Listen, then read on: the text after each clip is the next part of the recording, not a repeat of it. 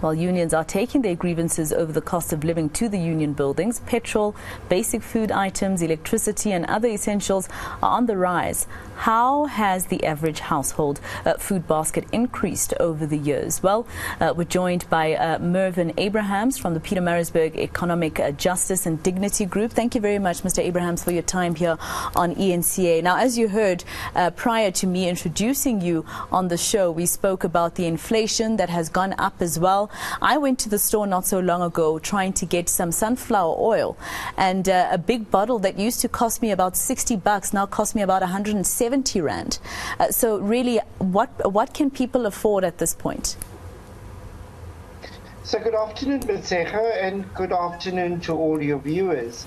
Yes, we have seen food prices escalate dramatically.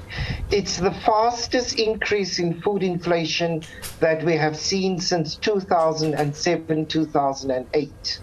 And we have seen, as you correctly say, about a 68% increase year on year on a 5 liter of cooking oil.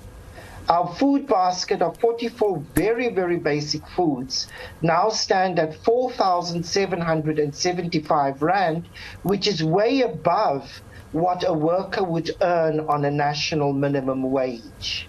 And that is an indication of the financial stress that most working class households are experiencing at the moment.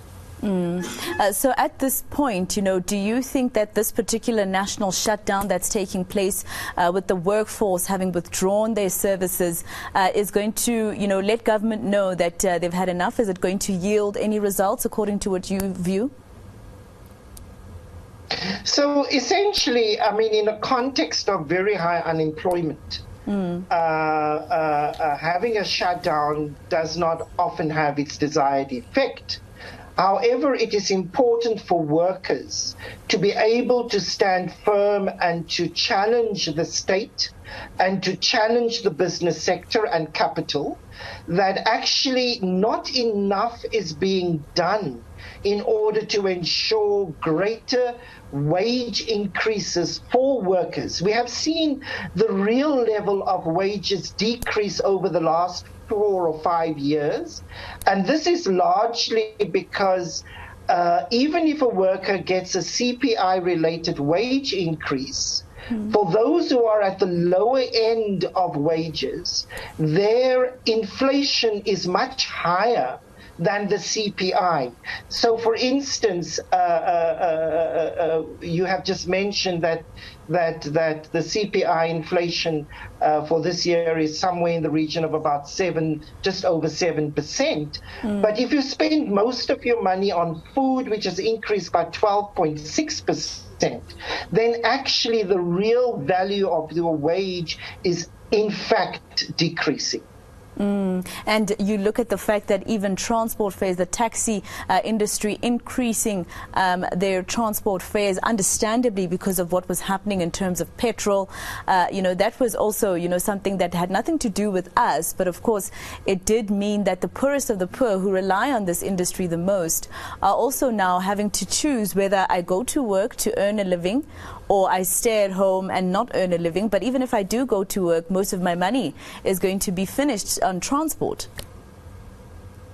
Exactly, Masego. So if we look, for instance, just over the past year, so if we looked at the national minimum wage last year, and you look at transport and electricity expenditure, that would have taken something like about 45% of your wage would have gone onto those two expenditures. At the moment, about 58% of a national minimum wage goes towards two expenditures only, and that is transport and electricity. And that leaves about 1,709 rand left for food and any other kinds of household expenditures like rent, etc. So really, the working class is under immense financial stress, of course, much more so than those who are in the upper echelons of the economy. All right. Well, thank you very much for speaking to us. It looks like we're in for quite a ride, for quite a difficult ride, and we have to basically wait for that peak before everything comes down again. Thank you for speaking to us, Mr. Abrahams. That was Mervyn Abrahams from the Pietermaritzburg Economic Justice and Dignity Group.